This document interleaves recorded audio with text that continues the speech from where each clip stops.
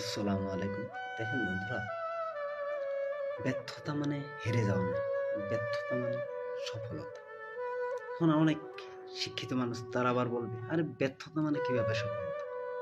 দেখুন, আপনি যেই জিনিসটাতে ব্যর্থ হয়েছেন, কেন ব্যর্থ হয়েছেন? কি জন্য ব্যর্থ হয়েছেন? সেটা খুঁজে বার করুন। তবেই তো সফলতা আসবে। যদি আপনি সেটার জন্য হাল ছেড়ে দেন, তাহলে কখনোই আপনার জীবনে সফলতা আসবে না। এটা আজকে আমি এই লাইফে বলে যাচ্ছি।